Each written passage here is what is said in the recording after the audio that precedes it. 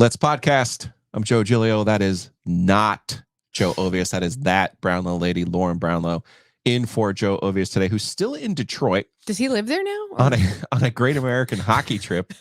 He did get to see Metallica last night in concert over at Ford Field with some of our winnings from the OG Gambling Syndicate. So I'm sure we'll get into that tomorrow, though. We are here in the beautiful Eford Studios, thanks to our friends at Empire Properties, Empire Eats. Greg Hayden does such a great job in downtown Raleigh. I just had coffee from the Morning Times. Do yourself a favor, go over there, get some coffee. I'm not rubbing it in, Lauren, I promise. It's okay. You checked with me at least to see if I could handle coffee. I still cannot, for the record. And of course, our presenting sponsor is Copiers Plus. That's copiers-plus.com. Drew and his crew down in Fayetteville, they're in Garner. You don't know what you don't know. So if you're trying to save money as a small business, as we are here with OG Media, look, your print and digital management, I don't know the first thing about it, but I do know if you go to Copiers-Plus, you can save yourself some money.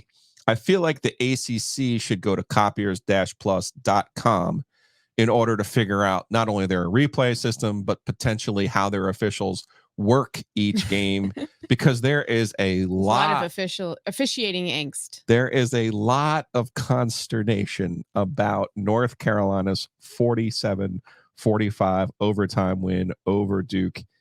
And quite frankly, Lauren, I feel like there's not just like one Brian Underwood smoking gun call from this game that have Duke fans riled up. Yeah. Rather potentially a series of calls in the second half and in overtime of this game. Yeah. What was your?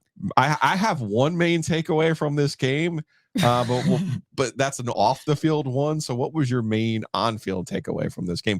Do you think the officials cost the Blue Devils in this game? I mean, I'll say this, maybe it was built up too much because I did not watch it live. I had other plans already, before they deigned to announce game times, which I'm still annoyed by that whole process, but whatever, it's fine. I already had plans, so I wasn't going to be able to watch it. I watched it yesterday, and maybe it had just been built up so much to me that I was just kind of like, oh, like, is that, I mean, I hate to say like, oh, is that it? I will say this though. Right. There was no like one call, maybe the interception like that wasn't an interception, the conjoined possession. Like, I get, or like maybe it was being bobbled. Maybe they regained control. I don't know. I will say this. I agreed with Tim Hasselbeck in the sense that, and I generally do this season. I think he's done a great job alongside West Durham, two of our very best. Yes. We love them. But, when he kind of said, I was surprised it wasn't reviewed. Completely agree with that. That was a stunner to me. Like, it's a big call in the moment. I totally understand that part of it. Would they have overturned it? I'm not so sure. And he said the same thing. So yes, that was a little bit like, for sure. Like that they didn't at least review it. I do understand completely the angst around that. I don't know that I would look at it and go, oh, I know for sure that that's what happened. You know what I mean? Like, I don't know that I would go, oh yeah, it would have definitely been a pick. I don't know that I feel that way, but at the same time, like I get why people are upset they didn't review it. And then the ineligible downfield, I don't know. College football asked for this when they changed their rule to allow linemen to be 3 yards downfield. Right. The rule, man, you're leaving way too much open to interpretation. That's the thing. Yeah. I'm not telling Duke fans to get over it. I'm not telling Duke fans you don't have a gripe. But to me, there is a difference between having a series of calls, right? And this will tie in nicely to one of my continuing conversations that I love to have with people, because it was pointed out to me going back to Thursday when Louisville beat Virginia. Our good friend Josh Goodson said to me, if you'd like to compare how a ranked Louisville team was just treated at home to NC State being ranked last year against Boston College, by all means, go ahead. Because I do think for the most part, ranked teams at home late in the season get the benefit of the doubt. Well, it's a thing. It's just weird, though. Here's the thing that I laughed at, though, right? In the Louisville one, especially. Well, see, and then that pass interference call was so bad. Here's the problem, right? Don't chalk up to like agenda what you can just chalk up to incompetence. Sure. That's the mistake everyone makes. I don't like half these times these guys couldn't find their way out of a paper bag, and you expect them to be perpetrating this vast conspiracy to like, it's like you said, it's more of an unconscious bias, I think is what it is. And P.S. like do you know what I said to myself? Do you know what I said to myself too? Like, right, like the home team part of it. Exactly. But there are some refs. I mean, it's a different sport, but like Carl Hess. They kind of enjoy the little rise they get out of the home crowd. When the home crowd's super like into it, the momentum's going, everybody's going crazy. They love calling a touch foul on the perimeter to shut you up and remind you who's boss around here, right? But who's really controlling the game. Exactly. But for the most part, yes, there is that whole like, I don't want to be, the subconscious thing of like, it's the home crowd. I don't want them to hate me. It's a top 25 team, whatever. The Louisville game, though, there was at least one of those calls that I was like, oh, wow, look at the ACC finally acting like a proper conference. Because a lot of times I don't feel like they do that. Like you would be surprised. Like if anything, sometimes the bad calls will go against the top. Right. And you're going, hey, this doesn't look like Bama's SEC. Like, what are you doing here? Like, help yourself out. Help me. Right. They don't help them enough. It's incompetence. It's not an agenda or anything. Like it's not a conscious thing. It's just mistakes. A concert. It's not like an intentional thing. It's just mistakes. One more on the field takeaway from this game for Carolina. They go up. I was in and out on this game. You know me and my sleep patterns, but Amarian Hampton scores to make it 26-14. And I even said to myself, Carolina now has a double-digit lead in the fourth quarter. I actually I texted Ovius at the because I know it goes to overtime, and I'm like, it is hilarious. Like only Carolina would like. I know the outcome now, so I know it goes to overtime. It's like a 12-point lead with 12. Of course, that's not enough. In the fourth quarter. Of course, that's not enough. I will say this for them. Remember now, they had the double-digit lead against Virginia, couldn't hold it. They had a double-digit lead against Georgia Tech, couldn't hold it. So I actually do think this is progress for Carolina, even the way that it closes, even the allowing was Duke better. Yeah, it was not Georgia Tech where they literally looked like they didn't even know how to line up. Mm-hmm. It wasn't that bad this time around. They allowed some plays, sure, and Duke made plays. I was going to say this is give Duke credit for making plays. I felt more that way this time. Georgia Tech made plays too. I'm not saying they didn't, but like literally Carolina was like, "Ooh, I don't even like." They were running around like they had no idea what they were supposed to be doing. That was not the case as much this time. Duke made plays. Obviously, Carolina's defense isn't great. We all understand that, but I did not think it was nearly as bad defensively. It was Duke stepping up and making plays, and this is a tough Duke team. Like they never give up. They will never make it easy. Drake May finishes with 342 passing yards. Hampton with 169 rushing yards. He's now second in the FBS. He looked great. I was surprised. He did look really good. I mean, because Duke's front is no joke. Let's tip of the hat to Grayson Loftus. Jordan Waters looked really good as well. Who is Duke's third string quarterback. 3 touchdowns, no interceptions in this game. Made some big time throws. This was a classic back and forth fun football game, which gets me to our off the field takeaway. That was my takeaway. That was the thing. Yeah. Like I was like, this was a great game. And this is all I'm getting in my mentions the next day is like, look out for this thing. I'm like, how about I just look out for how awesome this game was? It kind of ruled. Well, the other thing was the gatekeeping for Carolina fans for their ability to celebrate. Oh, God. They stormed the field. It was an exciting game. It was a big game. Also, probably Drake May's last home game. Yeah. Oh, well, it definitely is Drake May's last home game. Like they always lose those games. They had been losing these games. They find a way to win it. And unless it's Duke. And also kind of lastly, like in the students who are at this game, in their heads, Duke is their rival. Like you can't like you're not that wrong. off in their brain. Like, Duke's our rival. We just beat our rival in a crazy game on a Saturday night. It's late night. Let's be honest. Some more than a few of them are probably a little bit liquored up and excited, right? Yeah.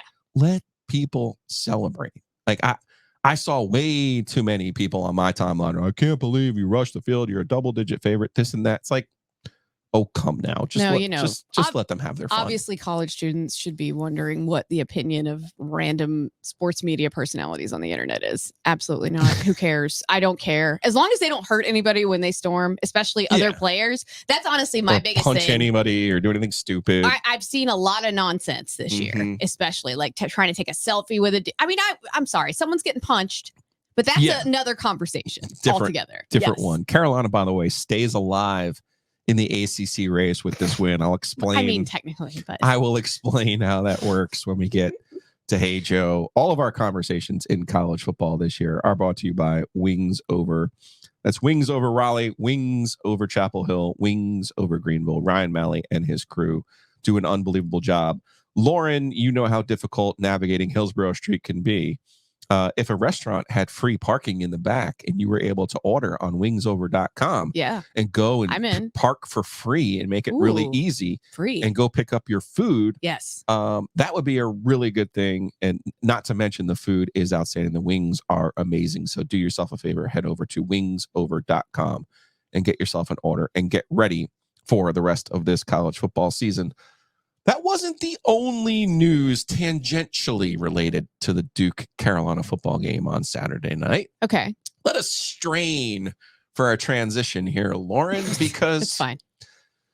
On Sunday morning, the big news on the Twitters, the Twitter face, the Snap face, was Jimbo Fisher being fired by Texas A&M. I'm sorry. That's terrible. I'm not laughing at Jimbo Fisher. Well, a little. You can. It's fine. I'm not laughing at him getting fired, to be clear. No, but to be clear, there's a difference between Ovius and I getting fired on a random Wednesday and Jimbo Fisher getting $76 million to go away. Okay? We've talked about this before on the program. There's levels to being fired. Look, I think a lot of us... Not that we're celebrating anybody getting fired. Right. Like, if you're going to be fired, karma. This is the best way. Absolutely. I do think it's funny that, like, I think Nick Saban can't stand him, so he's not going to be able to go to Saban rehab, Saban school for wayward former coaches or whatever you want to call it. But I think from the moment they gave him this contract, so many of us were like, why would you, like, there is no incentive in it for Jimbo to do anything other than play on his phone during a football game. It is all fully guaranteed. Like, I wouldn't have done anything if you gave me that contract. Not a thing. Not one thing ever. So the original deal was 10 years, $7.5 million per year, so $75 million. In 2021, when LSU decided to ultimately part ways with Ed Orgeron, the job came open. Jimbo had been an assistant there, so the thought was, Texas A&M, we're going to lose Jimbo to LSU. Mm-hmm. So they gave him another deal and extended him out 10 years, which ultimately gives us this number of $76 million, which, by the way, thanks to Jim Sexton, cannot be offset. Nope. So even if a Big Ten school is dumb enough to hire Jimbo Fisher, because I don't think any ACC school is dumb enough to hire Jimbo Fisher at this point. Because the thing is, they knew when he left that there were problems. Correct. And when Texas A&M people didn't want to accept that, and they thought it was just because he's at Florida State and because they don't want to give him any money. And that was not It's because they're poor and they can't afford it. And it's like, that's not really the reason. And everybody around here knew that. And everybody was saying that at the time. Were we not? We were like, this is going to be a problem. Look out. And sure enough, it played out almost exactly like we all thought it would, didn't it? Yes. So let's go to the yellow pad. We all know the answer. Was Jimbo Fisher worth it? Absolutely not. 45-25 in parts of 6 seasons at ATM. 27-21 in the SEC. It's actually better than I would have thought. Yeah, on a curve, sure. Right. SEC is more difficult than the ACC, but ranked twice, finished the season ranked twice, including 2020, where he tried to whine his way into the playoff. But they ended up fourth that year after absolutely boat racing Carolina in the Orange Bowl. But that game was close for 3 quarters without Carolina having half its roster. No one played for Carolina in that game. And it was still a 1-score game in the third. Like, I mean, I know some people set out for A&M as well, but not as like Carolina had like almost no one playing, and they still, except for Sam Howell, and they still like it was a game going like late in the third quarter. It was crazy. What kind of now his numbers at Florida State, 83-23, 48-16. That even includes that last year where he had like openly quit on the team. In 2017. And that was the other thing we had all seen. So it was like, why do you not think he would do this to you, especially when you give him all this money guaranteed? But his first 7 years at Florida State, they win the ACC 3 times. They win the national title. They make the playoff. They're ranked in the top 10 4 of those 7 years. I get why Texas A&M did what they did, but I also get why Florida State was like, okay. Do you think they watched all of those? Like, do you think they watched the way the Fisher era played out, or did they just see that? Okay, that's the thing. No. That's the difference. That's why we know. Because he went 27-1 with Jameis Winston as his quarterback. Correct. And he had a quarterback prior to that, a couple that he never fully trusted and would never let loose, and literally cost them at least one game that we both saw in person. right? The butt fumble. Mm-hmm. The NC State game. Yes. In 2012, Christian which was Ponder. one of the most absurd games I've still ever seen. Yeah, Christian Ponder. Well, 10 or 11 was the butt fumble. 12 was 12 was that was the Mikey Ponder's G butt game. fumble. Yeah. So yeah, it's an obvious that Texas A&M blundered their way. They won't even drop. It won't even be a drop in the bucket for them to pay the $76 million. That's fine. It's funny which is money. depressing in its own right, but that's it's funny money in its own way. But it does bring us to the question about what will Texas A&M do next. And immediately, one of the first names that was brought up. Now here comes the tangent to the Duke and Carolina game. Mike Elko, of course. Mike Elko worked as a defensive coordinator for Texas A&M. When we look at the year where they had their most success, Mike Elko was there for that. That was Carolina. Yeah, that was the year they played Carolina, right? 2020. So there's logic there if you're a Texas A&M person. But I say, Lauren, as someone who's from the state of New Jersey, who is someone in Mike Elko's age range, and it has a similar life experience, obviously don't have his resume or bank account.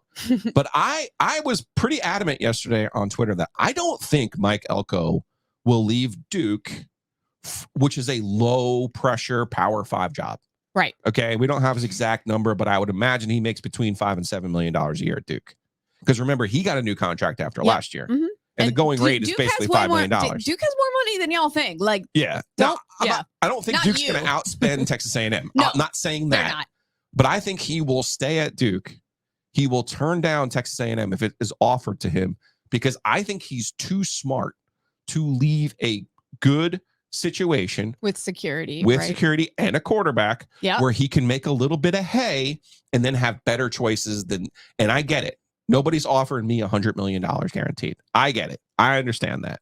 And all I'm saying, though, is I think this is a Ivy League educated man who I think is going to look at all of the angles here, and not just the, I'm going to cash out and take the money from Texas A&M, because quite frankly, Texas A&M had a window when they left Texas and Oklahoma from the Big 12.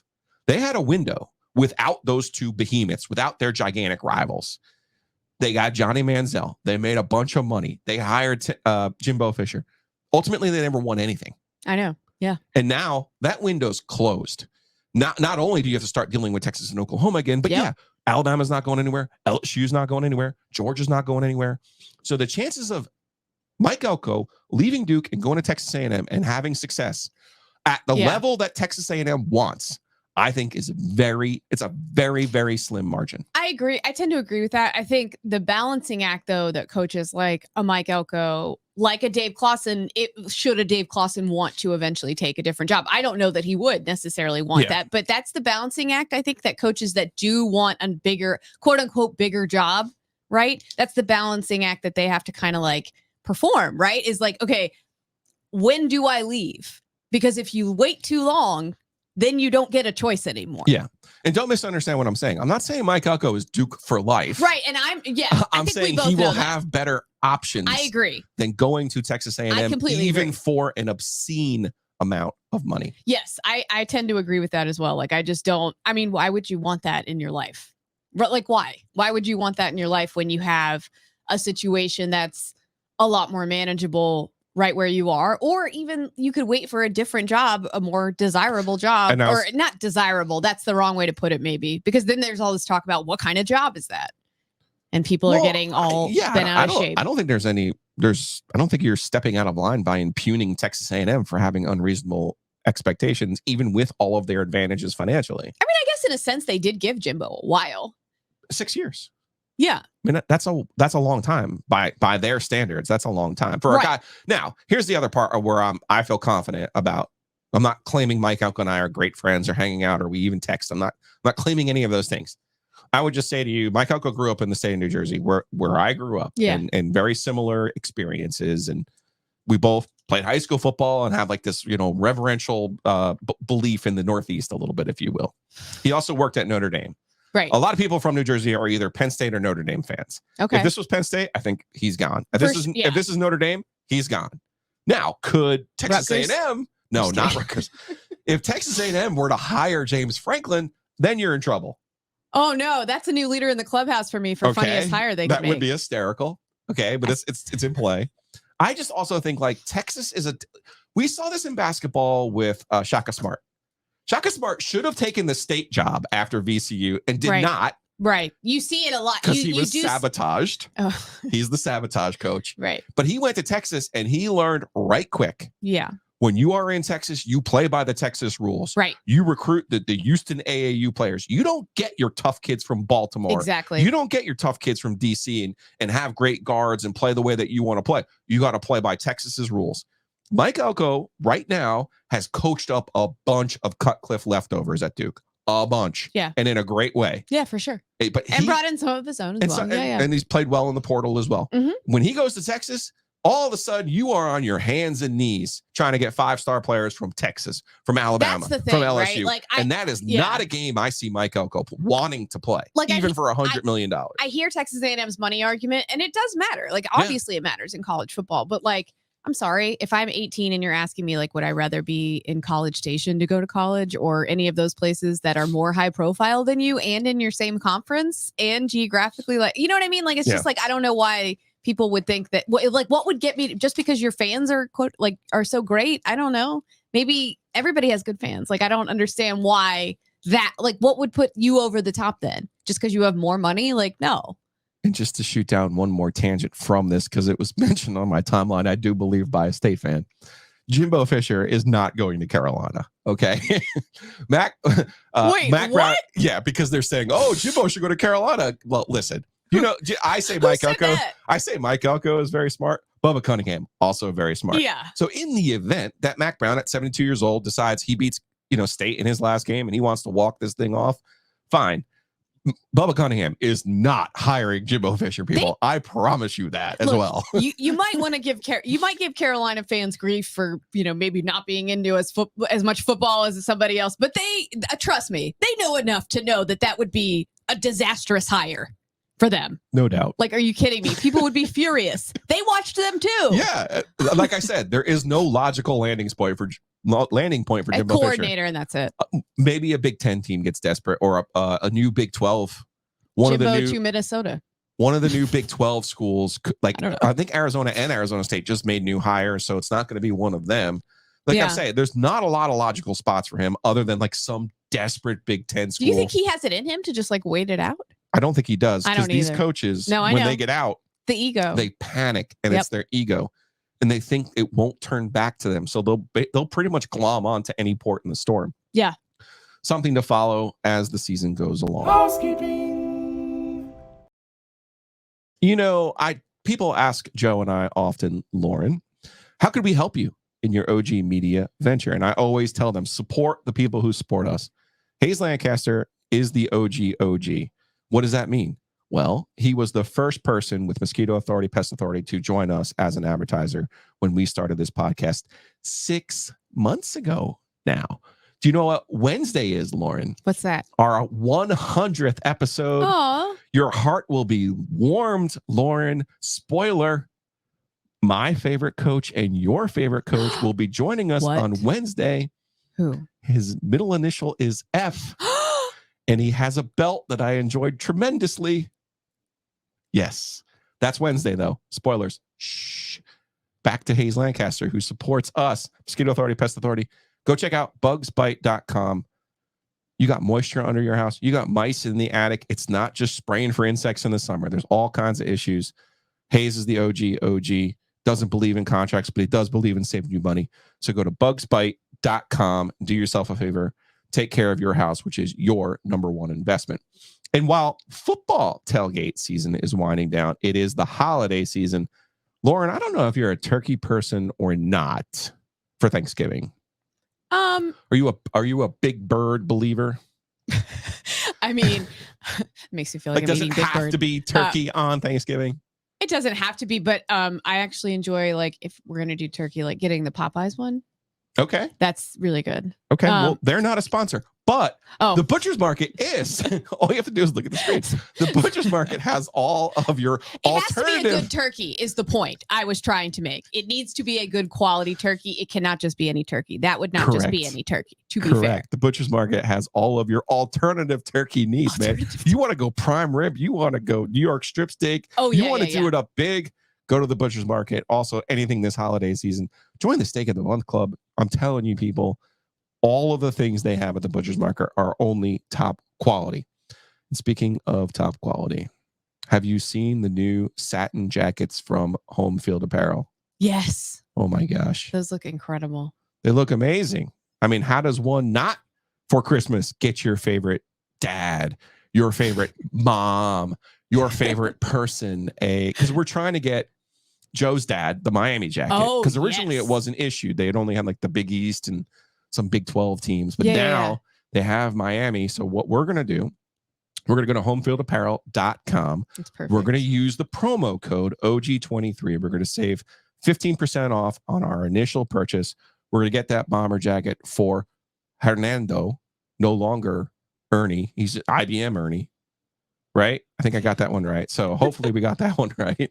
The jacket's coming his way. Get yourself your own jacket. Get yourself a hoodie. Get yourself shirts, hats, you name it. They have all kinds of great stuff. They've got like old school logos and stuff. It's super cool. It's homefieldapparel.com.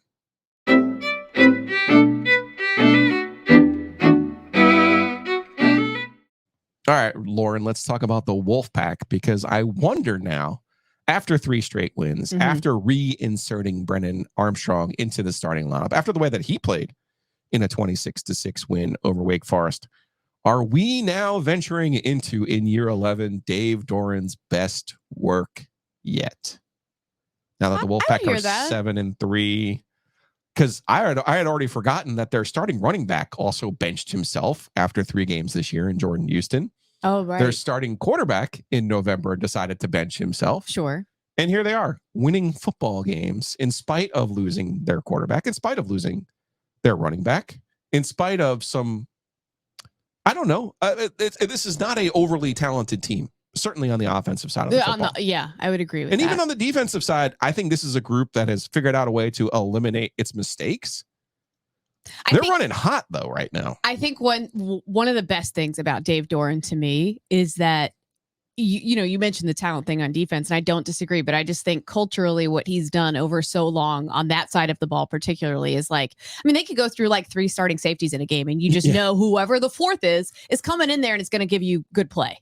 And that's not something you see on every college football team. It's just not. And they're always well prepared. They always know, like, do they give up big plays sometimes? Of course they do. But I mean, overall, you feel good about their ability to keep you in a game.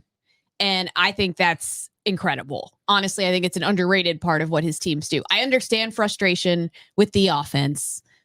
I do. But at the same time, I think I understand where Dave's coming from, right? If you don't have the kind of offense that's going to put up 1 million points a game, you've got to kind of cater to your defense. A lot of teams will kind of cater what the team does, I think, around their offense, which I understand. In college football, it's just kind of the way it is, right? But I think he would rather build around that defense and make sure that their team's identity is based around that. And I think that's always going to give them a very, like, a higher floor. Is that what I'm going for? Like, they're always going to win. Well, that's what I thought this year was really important. This in my mind, where the recruiting cycle was, where they were after losing so many players from last year. This was going to be a down year. And I still argue it is a down year for NC State. Right. But it was important for Dave not to be 4-8, not to be 3-9. For sure. Getting to a bowl game. He's turned it looked like they could be at the beginning of the year, and that's not where they're at. Getting to a bowl game is impressive. Yes. The way that they've played in the last 3 games 100%. is impressive. Yes. And I went to the yellow pad here. If you are watching on the YouTubes, we appreciate you watching on the YouTubes.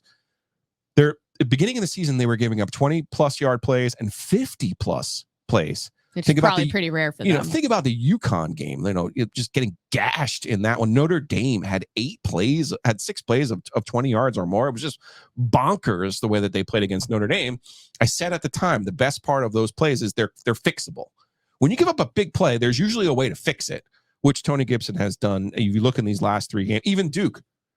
I mean, Henry Beeling completed 4 passes. 2 of them were bombs for scores, and it's like, what on earth? And they had the long run in that game too. So since then, obviously, no plays of 50+ and only 3 of 20+ in these games. Also, they've given up it's 32 points in 4 games since giving up 41 points to Marshall. Wow. So the defense has really kind of come around. That's impressive for Dave.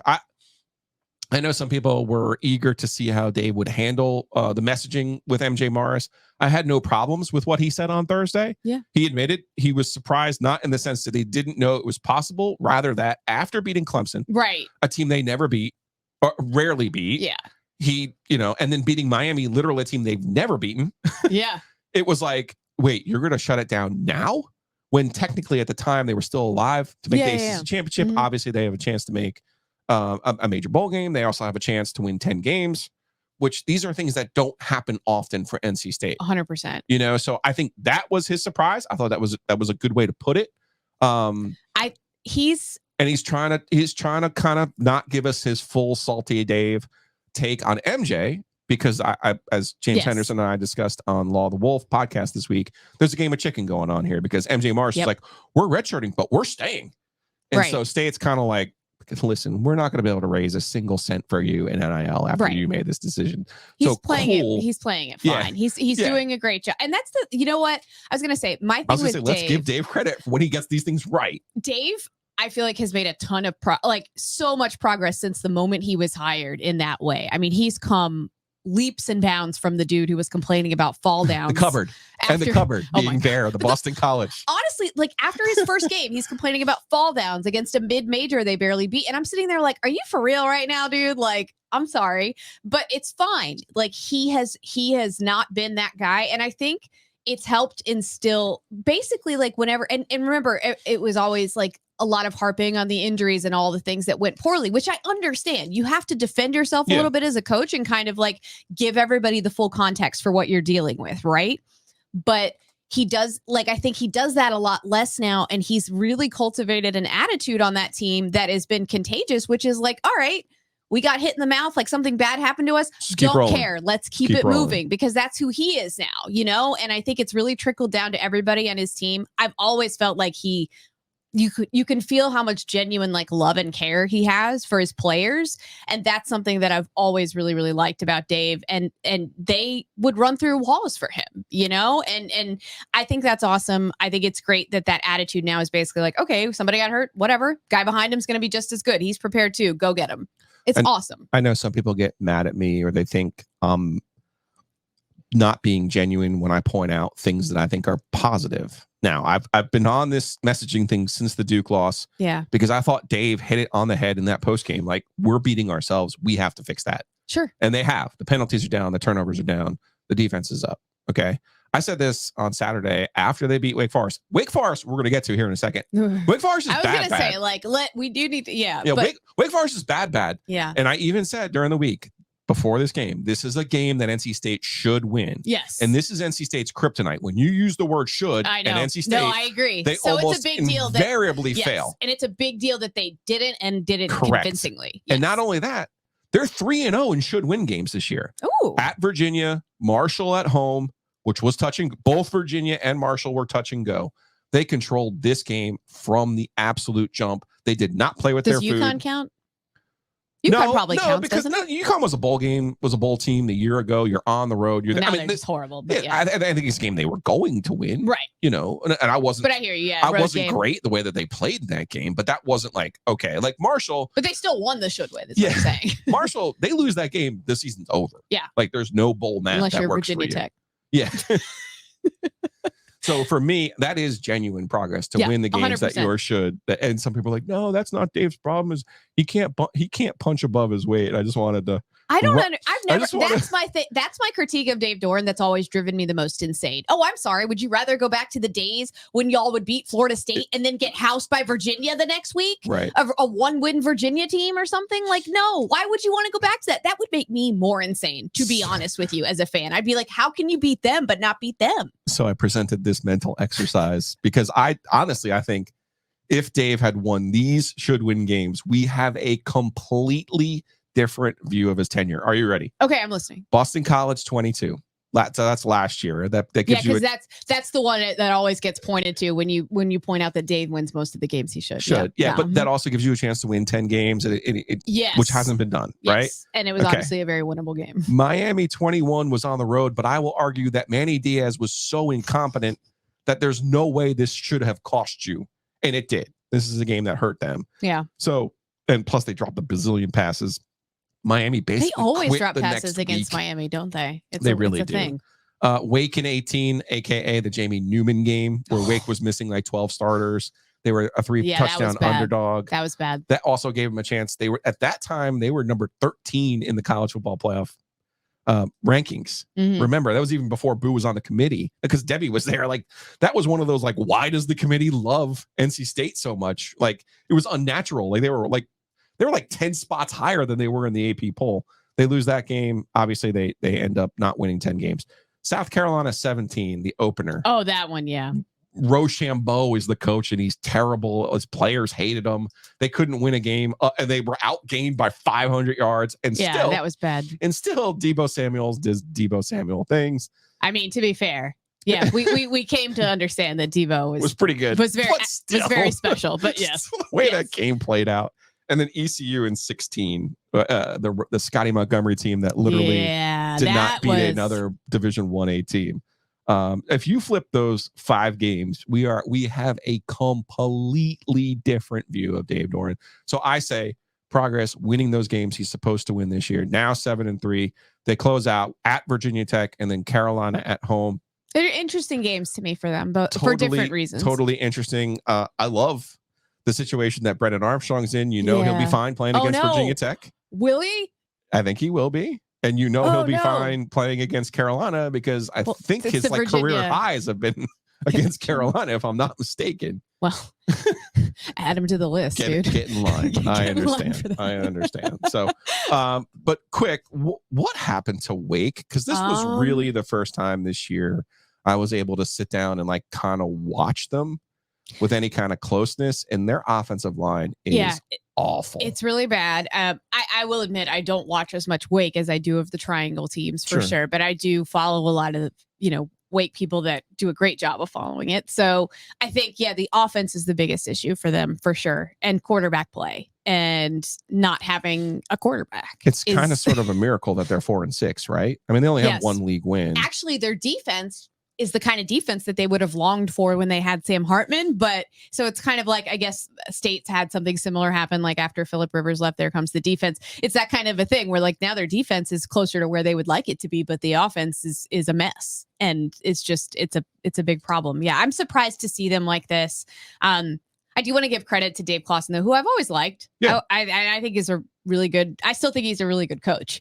Oh, absolutely. Like this happens, but he's owning this completely. I was going to say, and speaking of good messaging, I love the apology after the game. Like, not because they lost, doesn't have to do that, because he wasn't genuinely embarrassed by the way that they played in a game that, let's be honest, is Wake Forest Super Bowl, and every year they get up for, and every year they live to be the pain in the ass. You and I just, I think it is a Super Bowl. So no. I agree. No, ma'am. I mean, they would usually pile up like 700 yards against Carolina every year too, to be fair. To the point that only my friendship with Dave Clawson prevented me from tweeting, "Run it up on them now. Kill them while you have a chance. You owe them. That is Put like 50 on them because you absolutely owe them. They get you every single year. Take them out while you can." Well, yeah. It's like a Michael Myers thing, right? You don't leave anybody alive. You got to be sure that they're gone. You're going to love this transition. Okay. Shit, be happy we won. Be happy. Be happy. Everybody should be happy. And the best way to protect your number one investment, that's your home. Whether you're buying, whether you're selling, don't fall for one of these billboards, guaranteed offer, some guy named for a country with a fake name. Don't do that to yourself. Go with Hometown Realty. They have 6 locations from here to the coast, more than 250 agents. It's real simple. Go to myhtr.com. You'll see a toggle right in the middle of the screen. Buy, sell. There's also a mortgage calculator up there. So go with the experts. Go with people who can get you into new construction as well. More than 60% of the business for Hometown Realty is in new construction. You need their expertise. You need their help. You need to do what's best for you and your number one investment. And that's going with Hometown Realty. It's myhtr.com. And then when you close on that home, or maybe you get yourself into some traffic issues, like, I don't know, one of the people who works on this show, it couldn't be me, go with Whitaker and Hamer. That's wh.lawyer. Closing on homes. You got traffic issues. You got family law issues. Maybe you're selling a business. Go to wh.lawyer. Go with Josh Whitaker, Joe Hamer. You want to talk about all locations. You want to talk about all the experience. You want to talk about expertise. Josh and Joe have it. Plus, they have the world's greatest URL. That's wh.lawyer. We're moving on. Normally, I would tell you it's too early in the season to talk about college basketball. Normally, I would tell you it's too early to be worried about a certain national title contender. But a game got my attention on Friday night, Lauren, and that was Duke against Arizona. Arizona coming across this ocean and beating the Blue Devils 78-73. So that's a real home and home, or is it? It's a true home and home. Wow. Duke will go to McHale next year, That's as Jay awesome. Billis told us 8 million times during the broadcast. Full disclosure, I forgot about this game until the second half. So, but I was all in for the whole second half. Full disclosure, I bet on Duke in this game because they're at home and Arizona's usually fairly soft. This is not a soft Arizona team. But before we talk about the game itself, let's talk about Caleb Love. I don't know if you know this, Lauren. Yes. I have a complicated relationship with Carolina fans. A group of them, a segment of them, I should say. A segment of them. It's almost like you've always had one. Don't like me. They weren't happy on Thursday when I said you should go over to Cameron and thank Caleb Love for 2022. Which let 23 go. Right. Like ultimately in the big picture, what he did in 22 far outweighs whatever issues you had with Caleb Love in 23. Oh, I think that most of them would actually like that was my point. That was my point. Right. That somehow got turned to, you don't know anything, you don't know this, you don't know that. Because of course, the it's not implication the message, it's the messenger that some Carolina fans have an issue with. Well, and the implication is that like they don't feel that way about him at all, which I think so. I mean, again, it's hard because Twitter is what it is, and you hear a lot of loud voices, and sometimes they're the most obnoxious ones, So, but I listen, everybody gets defensive when you imply that they're like attacking a kid. I would tell you. I texted my source over at Carolina. I said, please pass along to Caleb Love and his dad. They'll be ecstatic to know that no one in the Carolina fan base blames them for last year anymore. Listen. All it took was for me to point out that they should go over there and thank him because 22 was special. No, it's and this shot was historic, and that should 100%. Be remembered. And nothing about last year's fake or real drama should be remembered. Right. And I think ultimately that's how it'll come out in the wash for most Carolina fans anyway. Yeah. Which is great because good. He did have he had a tough season because he was, even if it wasn't all his fault, and even if most fans knew that, he became a little bit the face of it for sure. And that is 100% fair to say. He became the scapegoat. Yeah. So he plays in this game. I'm watching Arizona. Arizona is, man, they are Gonzaga. And you know how I feel about Gonzaga. I love Gonzaga. This team, I had no idea Kylan Boswell was that dude, though. Dude. He had a game and a half for Arizona. Love did bank in a 3 at the halftime buzzer, which was important. I missed that one. Apparently, he made some late free throws, which were absolutely important. He actually had some really nice passes as well. Like he has a nice bounce pass now, which I did not recall seeing much of in the last couple of years. That was lovely. He had 6 turnovers. He struggled in this game. He was not. Most of them came early though. While most people were taking away Caleb Love, like as a storyline for obvious reasons from this game. Right. To me, it was just like a subplot. This was like the Ian Zaring part of 90210 when you had the Steve Sanders C plot, right? Like this had nothing to do with the main plot of the game. Oh my God. Like Arizona being as tough as they were, Arizona surviving Ballo's foul trouble in the first half, by the way, was huge. I love the way that Arizona played in this game. Made good adjustments as well. Love how Kyle Filipowski played in this game. Oh, yeah. Love how late Roach took over with the ball. He's so clutch now. But man, I have many, many questions about the Duke Blue Devils. I mean, after this game, because I'm not sure they have a stone cold shooter that they need. And Tyrese Proctor last year, when Duke started getting everything going last year, it was because Proctor was really coming into his own. He struggled like a Mo in this game. Like he was bad in this game. Yeah, he did struggle. And that was my main concern. I thought Duke would be better shooting the ball. Jared McCain is supposed to be a better shooter this year. I mean, he looks like a great shooter. Yeah. He struggled in this game. Yeah. Now, I'm not suggesting we throw away the Duke baby with the bathwater here after one home loss, but I do have serious questions about, because we're not talking about Duke winning the ACC here. Okay. No, We're talking about, that doesn't even matter to them. well, I think it did last year. I think what we're talking about now is Duke good enough to win the national championship in college basketball? That's the question. Yeah. I mean, I don't know. I think it's early. I do still think. I know it's early, but I mean, are they going to magically get better at shooting the basketball? Is my question. I mean, I think maybe. I think McCain's still a pretty good shooter. I don't know. I think what they need is kind of more of a plan beyond like what happens when Filipowski can't get open on a pick and pop, or they can't get a wide open look at three. And they didn't really replace Derek Lively either with a rim protector. The rebounding for me was a bigger concern than the shooting almost, because you're going to have nights where, you're going to make some shots. Somebody's going to get hot. It's whatever. To me, if you can't rebound effectively, it's going to be a bigger issue. And so that to me is where I think they need to, but they've got some interesting pieces that you can tell are not ready yet. Like that, the Stewart kid who has a higher vertical than Zion. Yeah. I mean, you can find a way to use that guy, right? Which they sparingly did. I think he's kind of raw.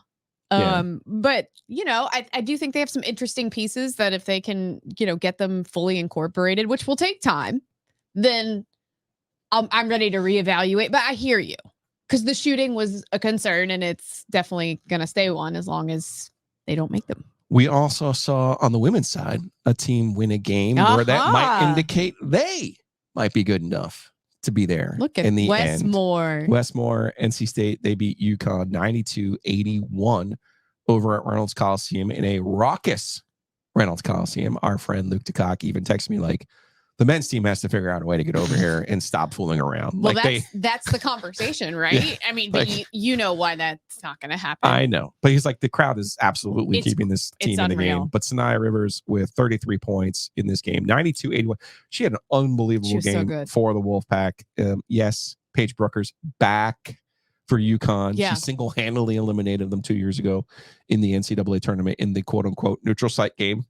Well, and I think that was what made this such a big win for State too. It's not just they hadn't beaten them since 1998. It was also that part of it where like they had to go there when they shouldn't have had to go there. But that's women's basketball has done that for years and years in the tournament, and it's stupid. And I'm over it, and I want them to stop. Yeah, Rivers 33 points, 10 boards, 5 assists, 3 blocks, 3 steals. Good. Like that's a complete game. That's some kind of day. You just knew State women like they were picked like what 8th.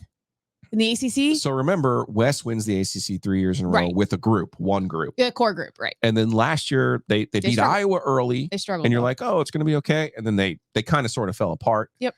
This is now a new group. He went into the portal and got a bunch of players, yes, actually. He did. So he's done a really good job. This gives him a chance. I think just like, I think it was 3 years ago now when they beat South Carolina in the regular season. It was the year that they lost to UConn in the tournament.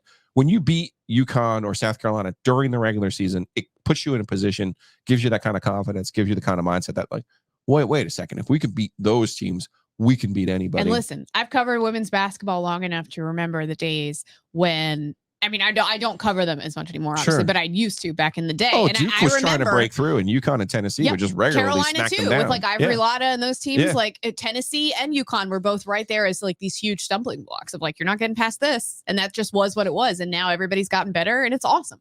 Well, I'm sure these snap judgments that I'm making in November, State women, good, Duke men, bad. I'm sure we won't look back on these 2 results. But honestly, here's my number 1 takeaway from both games. Please, pretty please, sugar on top. Give me more on-campus matchups in college basketball. I agree. Please. I understand why Duke didn't play these before. And look, when you're Mike Krzyzewski, you don't have to. And when you're, to be fair, you don't. Who's going to make you? I know. I mean, that's the thing. Like, we can roll our eyes, but it's still true. Like, they don't have to. They could play neutral sites, but at the same time, like, this is better for college basketball. I mean, there is nothing like a big game in that building. Nothing like a big game in Cameron. And I think it's great that they're doing this now under John Shire. Francona was there. Oh, was he? Yeah. He's a big Arizona fan. Oh, Yeah, What? and he finally retired from baseball. Like, it was kind of cool. There Like, were a decent amount of Arizona fans Yeah, that I was surprised to hear go Zona chants and whatever. you and I have seen a number of times where you're at Cameron and you look over and you're like, oh, there's Tony Romo. Yeah. Oh, there's Donald Trump. Oh, there's Peyton Manning. You're like, The biggest one of these was obviously the last Coach K game because I'm looking around. I'm like, oh my god, like so, everywhere. it's I'm Adam like, Silver and Jerry Seinfeld. What? it's like you're on overload, But Yeah. yeah, you just look over and see someone. You're like, oh, they're here. Wow. There is something to going to a game at Cameron, and I should just transition right now to the I know ad. you hate that.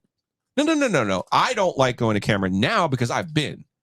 Oh, If you've never been, then it's a thing right. that But you don't everyone like should covering do. games there. I like going up in the crow's nest now that's an alternative. The corner. See if I go up in the corner. I have no problem You're going in up the in the crow's corner. nest. You couldn't hear Caleb Love say something. I forget. He Yeah. literally that's what I Yeah. love No, about Cameron. Like I you don't can hear like chirping. sitting on the floor at Cameron anymore. I love what you can hear there. You can hear coaches. You can hear Yeah. players. It's unreal. But usually it's too loud. Honestly, there during big games to hear much of anything. There is absolutely something to that. So yes, I'm sure I won't regret these snap judgments at all.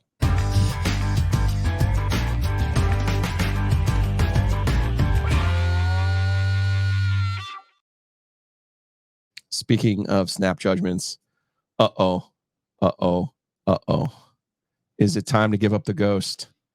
The Panthers made a mistake. They took the wrong guy. I'm just so tired. As if I'm it's so an either tired. or presentation. Well, right? Like, I've seen several either ors floated, right? yeah. Including one being that they don't trade anything for anyone and just get Sam Howell. Right. I don't love that retconning because obviously that wasn't what they did. But you can go back to the draft and say, okay, here's what your actual choices were. Right. So the Panthers end up losing on Thursday night. We haven't been on the air since then. 16-13 Bears win. The Bears are terrible. Yep. The Panthers were worse. They were starting Somehow. a D2 Yes. quarterback. Tyson Bajant coming through in the clutch. In the clutch, QB wins. So the Panthers are now 1-8 on the season. Bryce Young, I thought the Colts game was his bad game. The pick sixes, like you were going to get one of those games. Every rookie has one of those games. Yeah, that was definitely his worst game. It wasn't close. I don't necessarily. I'm not assigning this one to Bryce Young as we were apt to do. I thought he was just fine. Like the Panthers kind of are what they are at this point. He wasn't. At I didn't think 1-8. he was good, but no one was good. So, but he wasn't actively bad, which he was against the Colts. Okay. Yeah. If you don't turn the ball over, you're not being actively bad. No, that's There's true. a difference. You're right. But I think what we're seeing with him is even when they were having horrific offensive performances, right? You would see you could see like, oh, well, he's waiting for guys to come open. He's making the correct reads, right? Like he's making the right decisions. He's throwing the ball. You could see those moments. Whereas I think you're not seeing as many of those now because I think by necessity, almost, you're seeing a lot of bad habits. And I'm seeing people whether it's Dimitri Ravanos, my podcast partner on Young Gun, or anybody else that has watched him at Alabama. They're saying that he is doing things now that he never used to do before. Bad habits like with his footwork and things like that. He's missing throws that he wasn't missing before. And I think that is something that happens when you cannot trust literally anyone on your offense except for Adam Thielen. He's in the Ed Sheeran zone with bad habits. Meanwhile, CJ Stroud is literally putting together the best rookie season by an NFL quarterback since Dan Marino. Except for inexplicably, which and I'm not saying that you have to mention this as if it negates anything, right. CJ. I understand that it doesn't negate anything. However, I didn't fever dream that football game. The one is a win over the Houston Texans, in which I didn't think Stroud was bad, but he was mid, as the kids say, I thought, in that game. His fourth 300-plus game. And Bryce was great in that game. 356 yards this week against the Bengals. Right. He now has 15 touchdowns and 2 interceptions on the season. And let us be clear here.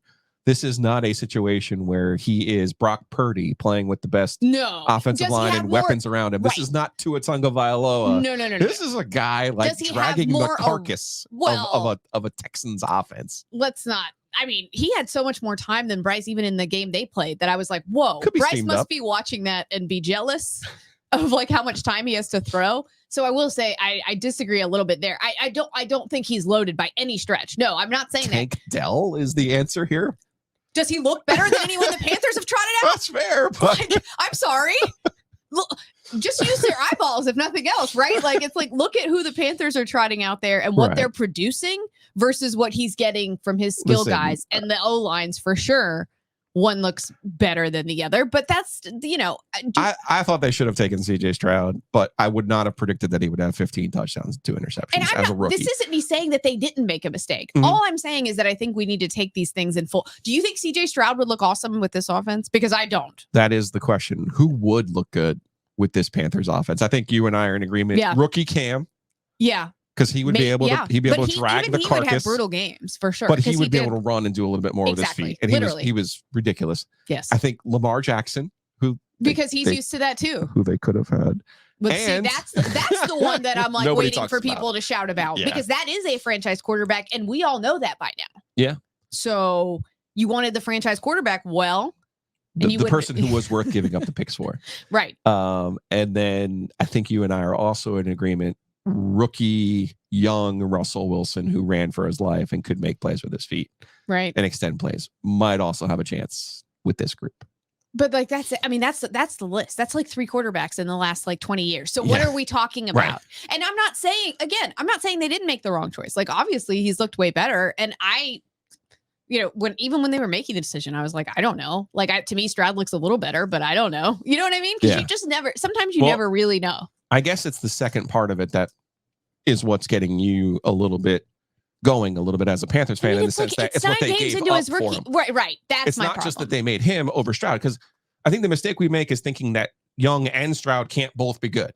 It's not an either or situation. Well, it's how it's being framed. They both can be good. And it's not time to say that Bryce Young's a bust. It's not time to say he can't be good. It's obvious at this point that CJ Stroud has been better as a rookie 100%. than Bryce Young. 100%. Okay, fine. Yes. That doesn't mean Bryce Young can't develop and become a top level NFL quarterback. I think the odds are against that given his size.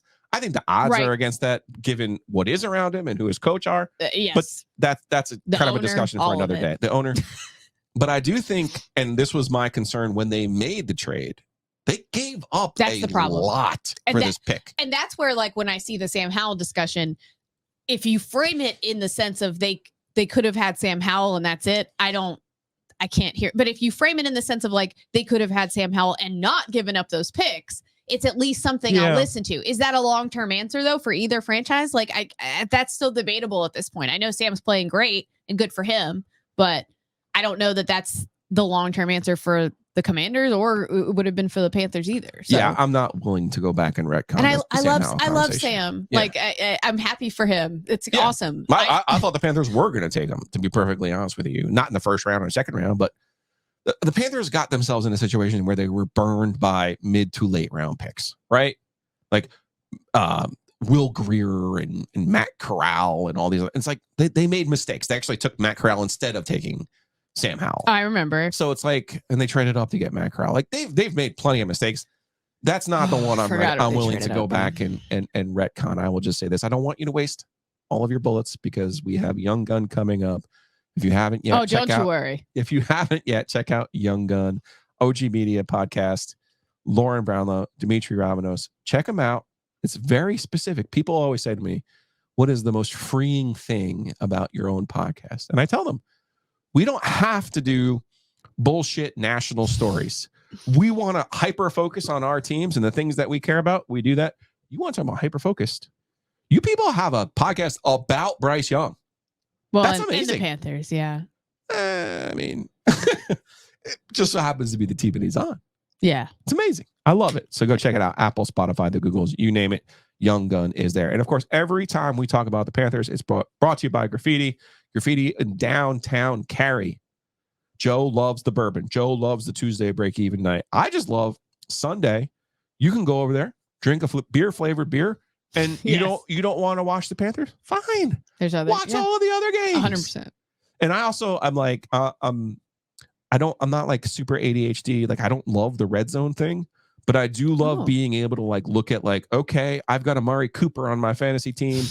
So the Browns have the ball. I want to watch the Browns right now. Right. Well, I don't want to change the channel, but if something happens, I want to be able to go back. Oh, look, Cooper just did something. I want to go look. Oh, Jamar Chase. Oh, look what the Bengals are doing. You can do that. Graffiti, downtown Cary. So go check them out. And of course, if Joe was here, he would tell you on Tuesdays they have break even night with their bourbon. If you're looking for a good bourbon, there is no better deal in town. So go check them out at Graffiti in downtown Cary. What's up next? What's up next? You know what I love about Matt Davis? Always coming up with ideas. He knows our 100th episode is coming up on Wednesday. So he says to me, I have an idea. Let's give away tickets to see Duke the day after Thanksgiving in basketball over at Cameron, or to the Canes who play Tampa that Friday night. You're going to have your choice. You're going to have it because of Matt Davis over at State Farm in Garner. I love his billboard. You want to talk to a real person? Give him a call. 919-779-8277. That's oginsurance.com. Home, auto, life, pet, you name it. You want to save money, give Matt a call. Again, that number is 919-779-8277. And yeah, we're going to have a really cool giveaway. Thanks to Matt and thanks to State Farm starting on Wednesday. Stay tuned for all of those details. Tailgate season is coming to a close, Lauren, in football. But do you know what's not? Dark roast coffee season. Staying awake. Because Breeze Through has the best dark roast coffee there is. I get mad at national chains who stop serving dark roast coffee at 10. Why are you making choices for me? I don't want you making choices for me. I want my dark roast coffee when I want it. Get it all day at the Breeze Through. Get all your ice, other drinks, beer, Gatorades, Sweetwater 420 maybe. That's my new favorite arena beer of choice, just so you know, our friends over at Sweetwater.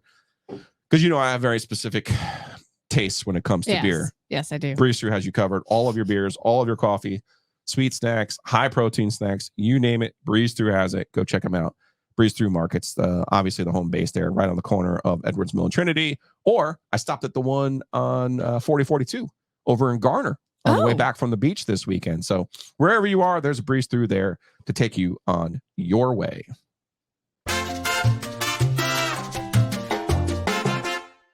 Perhaps I should open up this 420. I don't want to waste it, but I probably feel like I should pour one out. Okay. For Jim Harbaugh. Oh, yeah. Is he all right? I mean, I'm really worried about Jim Harbaugh now because this is the second time this year. I mean, I heard he died, so. I mean, I don't want to joke about such things, but it does feel like that is how Michigan is reacting. It's wild.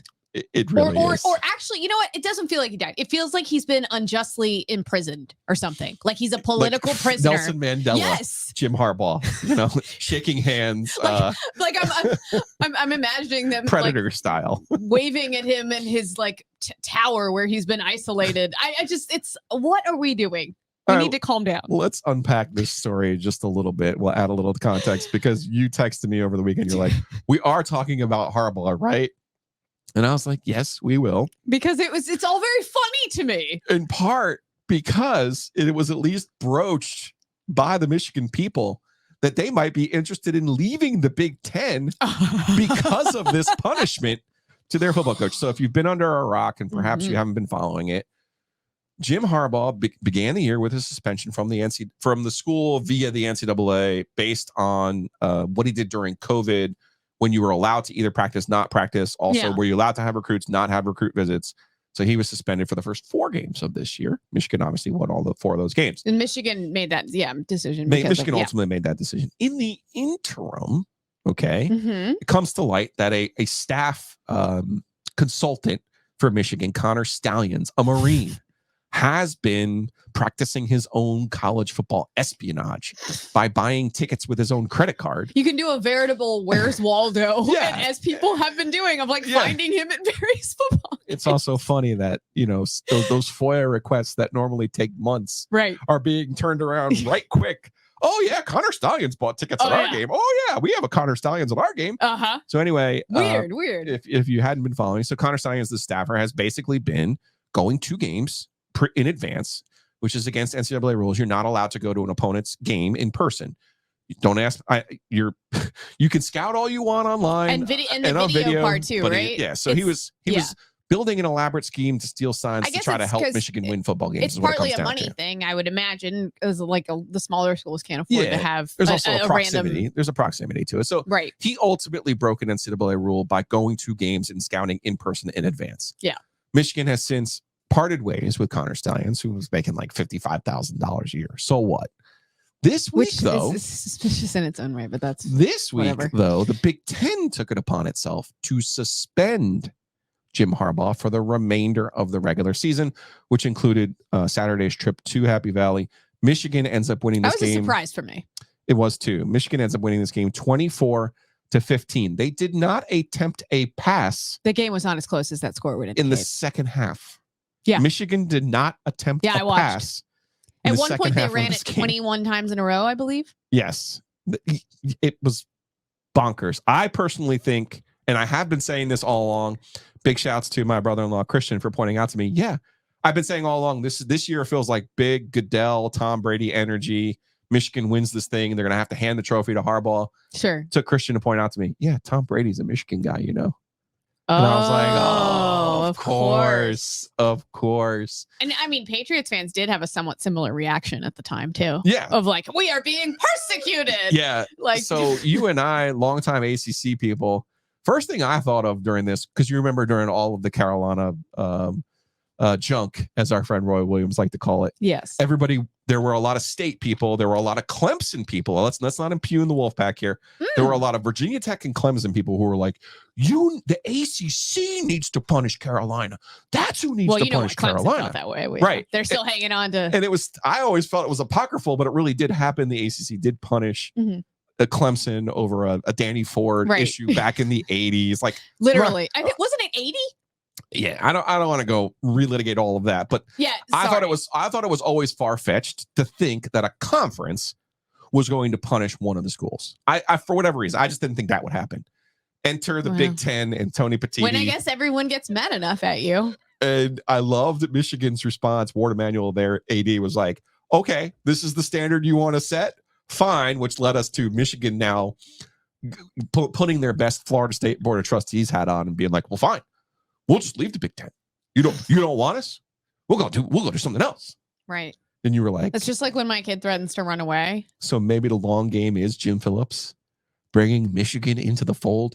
Take that, Giglio. You said we only add bad teams in football. Listen, this is literally like your child saying, I'm running away. And you're like, where are you going? And they're like, I don't know. They're not going anywhere because they have nowhere to go. Where do you think they're really going to turn down that much? Like, stop it. They're not going anywhere. And guess what, Michigan? Sorry, no one is more important than the conference anymore. If you leave, they'll be fine. Right. Okay? They're going to be fine. I'm also guessing the Big Ten does have a grant of rights too. I know those don't matter anymore. Everyone thinks those don't really matter. Because Michigan's going to take its ball and go home. No, I mean, the response was fine to me until they started talking about like some ridiculous, like irreparable harm we're going to be doing to the, like, stop it. That's the bigger picture. On the smaller picture, I'm going to share here and play this video because, man, you would have thought Jim Harbaugh wasn't just suspended, but was no longer with us. This is Sherrone Moore, who was their offensive coordinator, who's their acting head coach now. This is what he had to say on the field after their win over Penn State. To win on the road in this environment when there were doubts, Sherrone, what does it mean to you? I want to thank the Lord. I want to thank Coach Harbaugh. Fucking love you, man. Love the shit out of you, man. This is for you. For this university, the president, our AD. We got the best players, best university, best alumni in the country. Love you guys. These fucking guys right here. These guys right here, man. These guys did it. These guys did it, man. Talk to him, man. Love you. Thank you. I love that. Talk to him. Talk to him. Oh, unbelievable. That's great stuff all time. I love all the swears too. For those who not watching, coaches have been great in the post game this year. I'm loving it. For those not watching on the YouTubes, he's crying. He is crying. Which, like, I'm not judging the crying. To tears like, over Jim Harbaugh not being there. Yeah, Lauren, I'm going to need someone to tell me that they love the shit out of me. By the way.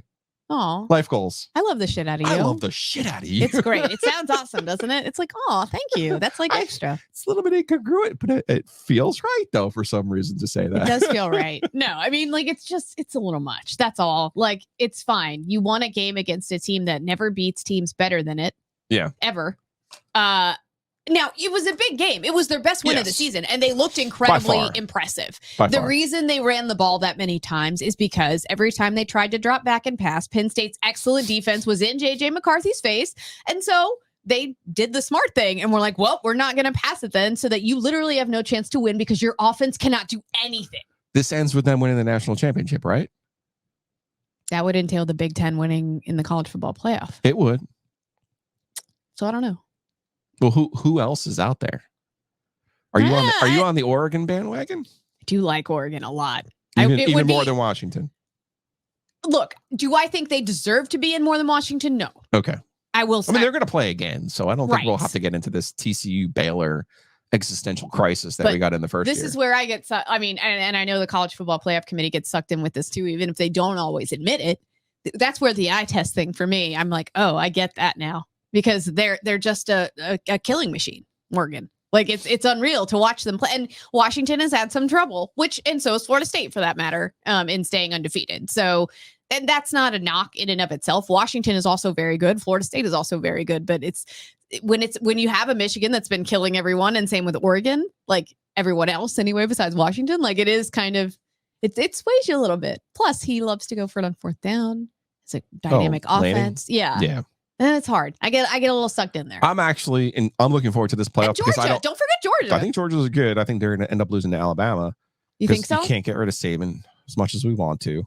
I don't know. I just think there's genuinely not one team out there that we're like Georgia the last 2 years. We're like, it's over. No, I agree. And so I'm actually looking forward to it. I wish it was a 12-team playoff this year, to be perfectly honest with you. I actually feel would have been the more same interesting way. to me, but we'll see how this thing works out. No one seems invincible, and that's a change.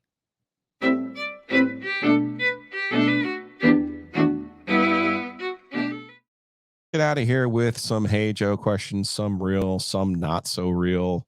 What to make of where have you been on this Travis Kelce Taylor Swift relationship? Oh, well, I am I guess you would maybe call me a budding Swiftie. Okay.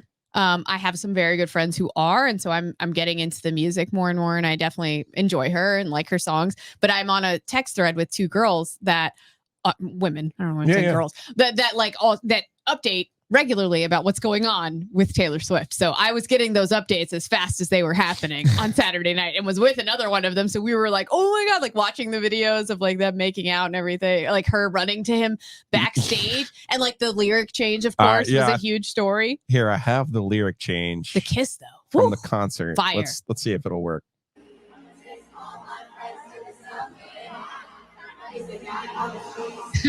Karma is a guy on the Chiefs. And he was standing with her dad when they sang that. And that his reaction was great. Karma is a guy on the Chiefs. Is the guy on the Chiefs. That's who she meant. You know what? These as I said about Carolina students who want to rush the field after beating Duke, as well they should. These two crazy kids should have fun. Listen, this is the courtship stage. If you can't have fun in this stage, what are we doing? She can't have a normal life, obviously, right? And she needs to date a man who understands that level of fame to a degree, but is also cool with her doing her thing. And so her fans, and understandably so, and me as well, are very happy for her that it seemingly is that she has found that, right? Like a guy that's not threatened by her at all. And if anything, is just super cool to be along. And can handle the fame, which she hasn't been able to strike the right balance before. So good for her. I'm happy for her. All right. This one comes from Bullard, my NC State fan. Hey, Joe, how is it possible that Carolina can still make the ACC championship game, but NC State cannot? All right. Excellent question. And I'm going to try not to get too far down deep in the weeds on this. No, you've got a good handle on this. Since I was sent down this rabbit hole yesterday by Bullard, I might as well share my information. So Florida State 8-0. They've completed ACC play. They are in the championship game. Louisville is 6-1. They have one conference game left. They go to Miami. While we all expect Louisville to win, and if they do, they would be 7-1. They would be one game clear of everybody. Doesn't matter what else happens. We would have Florida State, Louisville, first Saturday, December, ACC championship game in Charlotte, right? Nice and easy. Tie a bow, move it along, put a stamp on it, mail it in. Yeah. Whew. But what happens if Louisville loses to Miami? I mean, well, they could. The door is still open. Let me give you the easiest one first. Okay. Well, I don't know. I think Miami's got nothing left in the tank. I agree. But the easiest one first is Virginia Tech. Okay. Okay. So Virginia Tech can still make the. No, Virginia Tech can still make the ACC championship game. They are 4-2 in the league. Virginia Tech has 2 games left. They play NC State. They play Virginia. If they win both of those games, they would finish 6-2. Louisville loses. They're 6-2.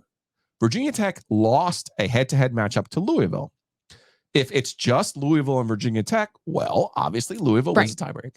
Yeah. However, if the Tar Heels also finish 6-2 and those 3 teams finish 6-2, It's crazy. we would then have a 3-way tie. And Carolina doesn't play either of them. We would have a 3-way yeah. tie that would be broken by common opponents. Mm-hmm. So I put on the yellow pad here, the common opponents for Louisville, Carolina, and Virginia Tech. At that point would be State, would be Virginia, and would be Pitt. Louisville's loss to Pitt would be the difference in the tiebreak. So Carolina would have a loss to Virginia. Louisville would have a loss to Pitt. Virginia Tech would have wins over both and would have a better record against common opponents. And Virginia Tech would be in the ACC championship game against every possible odd. That is the scenario that I think Jim Phillips wants the least. Yes, I think he wants Louisville to take care I of business. joked with someone when they lost to Marshall. I said, that's so Virginia Tech. Good thing they're not going to end up winning the Coastal. league. They're like, right. And then here they are, like rising again after taking a horrible loss in non-con. Now, the Carolina portion of this programming gets a little bit more complicated. Of course. They need a But lot more to they have technically not been eliminated. Now, Carolina cannot get in this 3-way scenario because of those common opponents. So they need Virginia Tech to lose. So if you're a Carolina fan, you're rooting for NC State this week to beat Virginia Tech. Fine. Yeah. So Carolina would need to win out, and Louisville would lose to Miami. Okay. So now you would be 6-2. Louisville would be 6-2. I don't see the Louisville thing happening. I know, but now you go through your common opponents, and you're like, okay, there will be 5 of them. You would each have losses: Carolina, Georgia Tech, Virginia. Yeah. Louisville would have Miami and Pitt. So Louisville would have 2 losses to teams Carolina lost to. Pitt and Carolina would have 2 losses that Louisville lost to. So how do you break the tie? Well, you go to the 4th, which is you now rank those common opponents. Is that the 4th, or are we flipping coins yet? Not yet. 7th is the Oh my coins. God. Okay. So 4 is how the other teams finish. Okay. And then that basically goes by best win. Okay. Well, if you look at the best win of those standings, opponents. yes. Are you serious? So now if you start looking at those standings, Oh, then it's Pitt. well, that's the problem. Could it be Pitt or Virginia? They both have 1 win right now. So so ultimately it becomes the worst loss. Okay. If that makes more sense. Right. To process. Yeah. So if you're Carolina, you need Virginia to finish ahead of Pitt. And if they do that, you at 6-2 and Louisville at 6-2, you would be in the ACC championship game. Obviously, that presumes a lot with North Carolina. Yeah, but now what happens if Pitt and Virginia end up with the same record? Well, then you go to number 5. Oh my God. Which is the conference record of your opponents. And this is where Carolina would be saved by playing a more difficult schedule in the league than Louisville did. Remember, Louisville this year did not play Clemson, did not play Florida State. Right. Carolina at least will end up playing Clemson. Right. So there is that. That's all super confusing, but it also explains why on Thursday, Louisville wasn't like, yes, we're headed to Charlotte. We're going to the ACC championship game, no matter what happens against Miami, because that's not true. The second part of this, of course, is, well, why is State eligible? Because NC State finishes with Virginia Tech and Carolina. Therefore, it's impossible for them to end up in a 3-way tie. And the only way to beat Louisville, who they lost to, in a tiebreaker scenario would be to involve a 3rd team. So the math works out that yes, Carolina is still alive.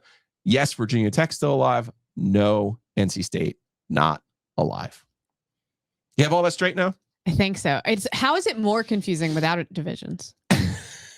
Well, I guess because there's more scenarios, right? Yes. And there's more options of who, and that's what kind of stinks for a team like State, though, really, because you're out of divisions and that's what you wanted. But at the same time, now kind of because of the luck of the scheduling draw, it just, it is what it is. And it's the same with the others, right? They could end up with the same record, and poor Louisville, they didn't make their schedule. I'm sure they would have loved to have made a different conference schedule knowing they'd be good.